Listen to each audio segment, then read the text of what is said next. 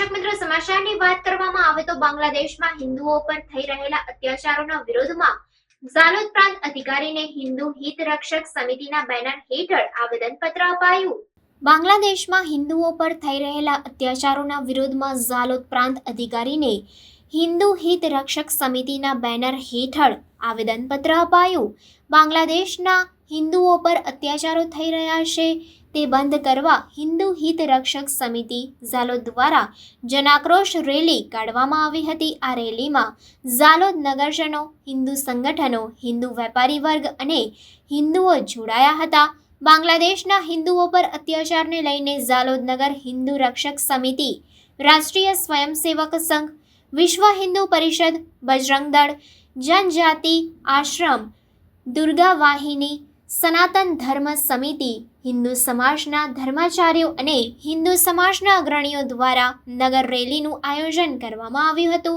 જન આક્રોશ રેલીમાં હિન્દુ સંગઠનો મોટી સંખ્યામાં જોડાયા હતા। દાહોદ જિલ્લાના ઝાલોદ તાલુકાના ઝાલોદ નગરમાં હિન્દુ હિત રક્ષક સમિતિ ઝાલોદ દ્વારા જન આક્રોશ રેલીમાં જે બાંગ્લાદેશમાં લઘુમતી હિન્દુઓ પર થતા અત્યાચાર, આગજંપી, લૂંટફાટ અને મહિલાઓ પર થતા અમાનવીય ગુનાઓ બંધ થાય અને બાંગ્લાદેશમાં લઘુમતી હિન્દુઓ જેમણે તોફાનોમાં ઘર, દુકાન ગુમાવ્યા છે તેમને બાંગ્લાદેશની સરકારે પૂરેપૂરી બાંગ્લાદેશમાં લઘુમતી હિન્દુઓને રક્ષા આપવી જોઈએ।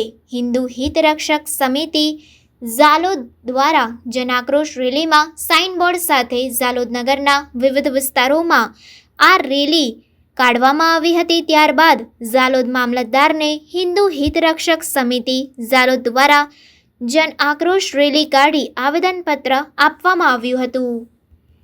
આસપાસના તાલુકામાંથી જે બાંગ્લાદેશમાં હિન્દુ સમાજ પર અત્યાચાર થઈ રહ્યો છે, બેન બેટીઓની ઇજ્જત લૂંટાઈ રહી છે, તે સંદર્ભે જન આક્રોશ રેલી નગરના હરેક પરિવારમાંથી લોકોએ આવીને આ રેલીને સમર્થન આપ્યું છે। અને જે ઝાલોદ નગરમાં અને આસપાસના લોકોમાં રોહિંગ્યા આવીને વસેલા છે તો એને આઈડેન્ટિફાઈ કરી અને એને સજા કરવામાં આવે એ માટે આજે માંગણી કરી છે। અને માનનીય રાષ્ટ્રપતિને મામલતદાર દ્વારા રજૂઆત કરવામાં આવે છે કે જે હિન્દુ સમાજ પર બાંગ્લાદેશમાં આક્રમણ અને હુમલા થાય છે તે તાત્કાલિક બંધ થાય અને જો જરૂર પડે તો ભારતીય સૈન્ય પણ ત્યાં મોકલીને આ બંધ કરાવવું જોઈએ। જય શ્રી રામ।